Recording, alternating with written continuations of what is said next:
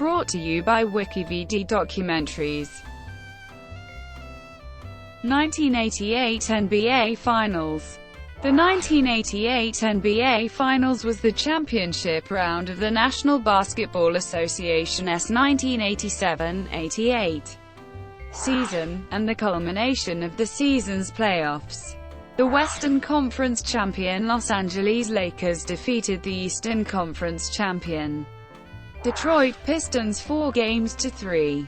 One of Los Angeles Lakers head coach Pat Riley's most famous moments came when he promised the crowd a repeat championship. During the Lakers' 1986-87 championship parade in downtown Los Angeles, with every team in the league now gunning for them, the Los Angeles Lakers still found a way to win, taking their seventh consecutive Pacific Division title. While the 1988 Lakers did not produce as many wins in the regular season as the 1987 Lakers, they were just as successful in the playoffs, becoming the first team in 19 years to repeat as champions. The Lakers met the physical Detroit Pistons in the 1988 NBA Finals. One of Pistons guard Isiah Thomas's career-defining performances came in Game 6. Despite badly twisting his ankle midway through the period, Thomas scored a still NBA Finals record 25 third-quarter points, as Detroit fell valiantly 103,102 to the Lakers at the Forum. Thomas still managed to score 10 first-half points in Game 7, as Detroit built a 5-point lead. In the third quarter, the Lakers, inspired by Finals MVP James Worthy and Byron Scott, exploded as they built a 10-point lead entering the final period. The lead swelled to 15 before Detroit mounted a furious fourth-quarter rally, trimming the lead to 2 points on several occasions. Still, several Detroit miscues enabled the Lakers to win, with a 108,105 victory. Los Angeles Lakers. During the 1987 championship parade in Los Angeles, Lakers coach Pat Riley guaranteed a repeat championship, a feat that had not been achieved since the Boston Celtics won the 1969 NBA Finals. Motivated by their coach boast, the Lakers once again earned the league's best record in the 1987-88 season. Despite winning 3 games less than the previous year, the playoffs proved to be a difficult climb for the Lakers. However, after sweeping the San Antonio Spurs in the first round, they were pushed to the brink in the next 2 rounds by the Utah Jazz and the Dallas Mavericks. The Lakers eventually prevailed in both series thanks to their championship experience. Detroit Pistons. The Pistons of head coach Chuck Daly were an up-and-coming team that gradually moved up to the Eastern Conference ranks, known as the Bad Boys for their physical and defensive-minded style of play. The Pistons' core featured guards Isiah Thomas and Joe Dumars, forwards Adrian Dantley and Rick Mahorn, center Bill Laimbeer, and bench players Vinnie Johnson, Dennis Rodman and John Salley. Midway through the season, Detroit gained a valuable backup to Laimbeer and Mahorn when they acquired James Edwards. The 1987-88 season marked a further ascension for the franchise, as Detroit won the Central Division title with a 54-28 record. The second-seeded Pistons overcame the Washington Bullets and the Chicago Bulls in 5 games each, before facing the Boston Celtics once again in the conference finals. This time, the Pistons were the better team, eliminating the Celtics in 6 games for their first NBA Finals appearance since Game 1. The Pistons had just dispatched the Celtics in 6 games. While the Lakers were coming off back-to-back 7-game wins over the Utah Jazz and Dallas Mavericks, the Lakers were tired, and it showed. Adrian Dantley scored 34 points, hitting 14 of 16 shots from the field. The Pistons took control of the game, with 4 seconds left in the first half when Bill Laimbeer hit a three-point shot to put the Pistons up 54-40. Isiah Thomas then stole Kareem's inbound pass at half-court and let fly with another three-pointer which hit nothing but net at the halftime buzzer. The Pistons had a 57-40 halftime lead and never looked back, stealing Game 1 with a 105-93 win. Game 2. Facing the possibility of going down 2-0 with 3 games to play in Detroit, the veteran Lakers found resolve with a 108-96 win. James Worthy led the Lakers with 26 points. Byron Scott had 24, and Magic Johnson 23 despite battling the flu. Game 4. With pride in front of their home fans, the Pistons tied the series at 2-2. With a 111-86 blowout win, the Pistons decided to attack the basket and make Magic Johnson defend. Johnson wound up on the bench early in the second half with foul trouble. With Magic out of the game, the Pistons built a substantial lead. During timeouts, Bill Laimbeer was almost frantic. He kept saying, "No let up. We don't let up." They didn't, and blew out the defending NBA champions by 25 points. Left open by the trapping Lakers defense, Dantley led the team with 27 points. Vinnie Johnson came off the bench to add 16 while James Edwards had 14 points and 5 rebounds off the bench.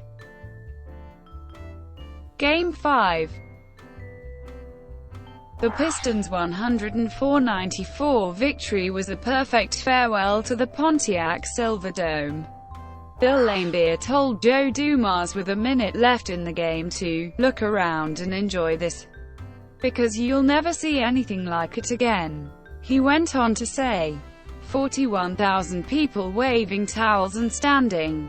It was awesome. The Lakers opened Game 5 with a fury of physical intimidation, scoring the game's first 12 points.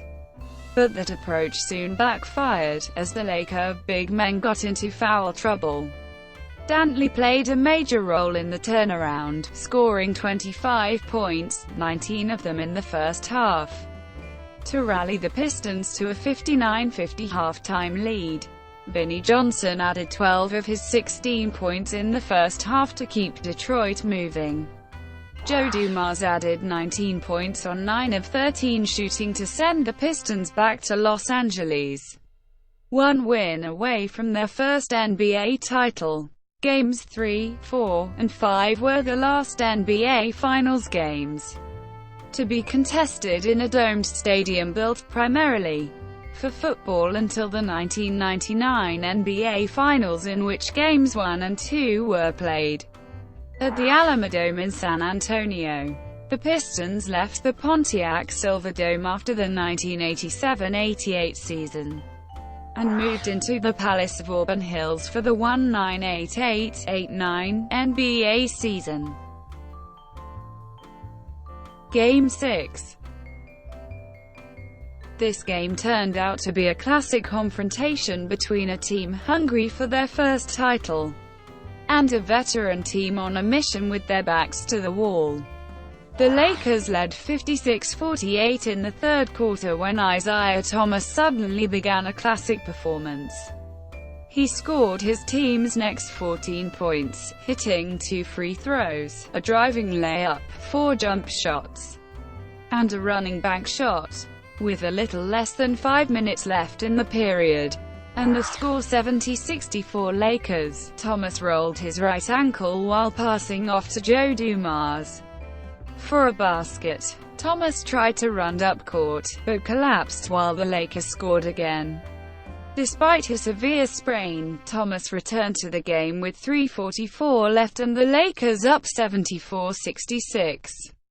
Thomas, with his bad ankle, scored 11 of the Pistons' last 15 points of the quarter to finish with 25, an NBA Finals record for one quarter, on 11 of 13 shooting. Even better, the Pistons outscored the Lakers 15-5 to take an 81-79 lead. The fourth quarter was nip and tuck.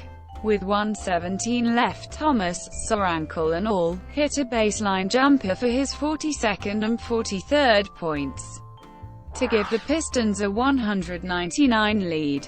The Lakers came down and Magic Johnson got the ball inside to James Worthy, but his layup attempt was blocked by Dennis Rodman. Joe Dumars penetrated inside on the ensuing possession, was fouled, and hit the 2 free throws for a 3-point lead at 102-99 with a minute left. The Lakers called timeout, and on the next possession, Byron Scott pump-faked Dumars at the top of the key and hit a 14-footer to cut the lead to 1 with 45 seconds left. Thomas then missed another baseline jumper, and Worthy rebounded with 27 seconds remaining. The Lakers then set up and Scott got it to Kareem Abdul-Jabbar, who was fouled by Bill Laimbeer as he wheeled for a skyhook on the right baseline. Many referred to this as a phantom foul, as Laimbeer appeared to make no illegal contact. Abdul-Jabbar hit the 2 free throws for a 103,102 lead with 14 seconds left. After a timeout, the Pistons set up for a final shot. Thomas stumbled over Rodman after inbounding the ball, and Dumars put up a wild shot that missed badly. After a mad scramble, Scott came up with the ball for the Lakers and was shoved out of bounds by Rodman, inciting a near fight. After control was maintained, Scott missed the 2 foul shots, but it hardly mattered as the Pistons missed from half-court at the buzzer.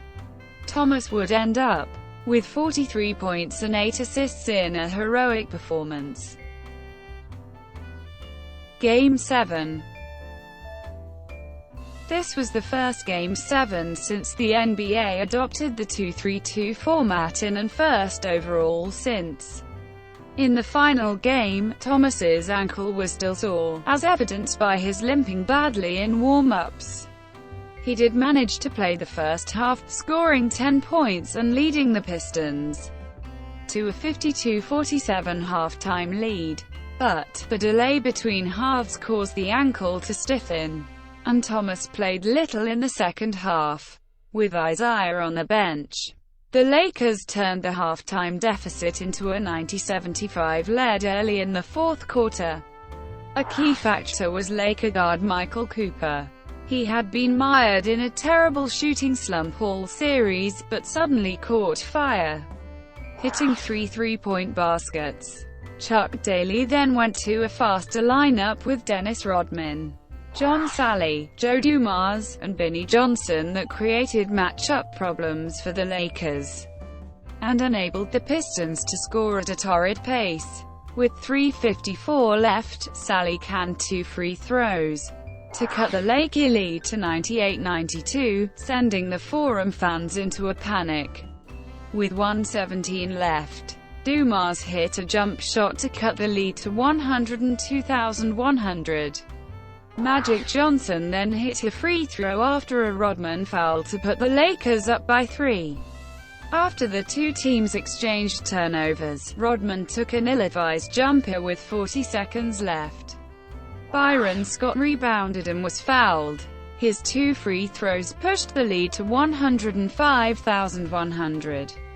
After another Pistons turnover, Michael Cooper had a chance to essentially clinch the victory after being fouled, but he missed both free throws, and the Lakers' lead remained at 5. After Dumars made a layup, James Worthy hit a free throw, and Bill Laimbeer canned a 28-foot three-pointer, pushing the score to 106,105. With 6 seconds showing, AC Green completed the scoring with a layup off a length of the court pass from Magic, making it 108,105.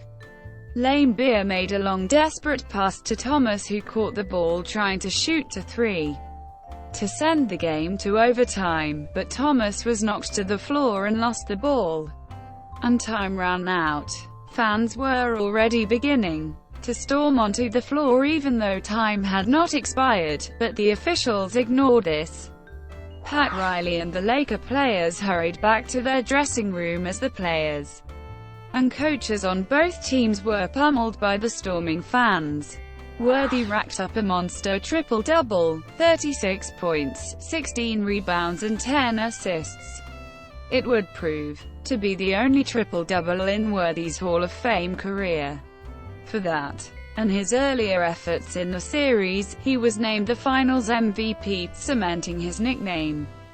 Big Game James, Michael Cooper, Magic Johnson, and Kareem Abdul-Jabbar are the only members of all 5 Lakers championship teams from the 1980s. This was the Lakers' first Game 7 Finals victory since 1954, however. It was their first ever Game 7 win in the championship series since moving to Los Angeles in 1960. They were 0-5 in previous Game 7s since moving. This would end up being the Lakers' last home win in the championship series until 2000. Television coverage. The Detroit Pistons season documentary, Bad Boys, narrated by George Blaher, recaps Detroit's run to the finals and how they garnered the Bad Boys moniker, while the Los Angeles Lakers documentary, Back to Back, narrated by Jick Hearn, recaps the Lakers' quest to become the first team since the Bill Russell-led Celtics to achieve NBA championships in consecutive years. That year, CBS Sports used 3 sideline reporters, which were Pat O'Brien, Leslie Visser and James Brown. Aftermath. The 2 teams met again in the 1989 NBA Finals. Heading into the rematch, the Pistons took the league's best record with 63 wins, the Lakers not far behind with 57 wins. However, the Lakers appeared well-rested after sweeping the first 3 playoff rounds against the Portland Trail Blazers, Seattle Supersonics and Phoenix Suns, setting a playoff record 11-0 through the first 3 rounds, an accomplishment the Lakers would also achieve in 2001. The Pistons, on the other hand, won the first 7 games of the playoffs, but were pushed by the Chicago Bulls in the conference finals before winning in 6 games. The Lakers' chances for a 3rd straight championship took a severe blow when Byron Scott and later Magic Johnson fell prey to hamstring injuries. Without its starting backcourt, the Lakers were no match for the younger Pistons and were swept in 4 games, ending Kareem Abdul-Jabbar's 20-year career. The Pistons' finals appearance marked the first time since the American League Baseball team Detroit Tigers won the 1984 World Series that a major professional sports team from Detroit competed for a championship. The Pistons' appearance started a run of at least one Detroit sports team competing for a championship 6 times within 10 years, starting with the Pistons from 1988-90 and ending with the Detroit Red Wings of the National Hockey League competing in the 1995, 1997, and 1998 Stanley Cup Finals, in both cases winning the final 2 appearances. The Lakers' championship triumph was followed by the Los Angeles Dodgers of baseball's National League winning the 1988 World Series.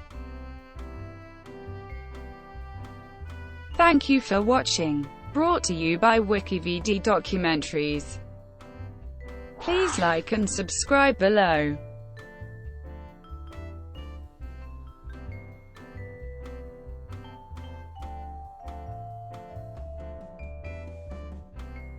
please like and subscribe below.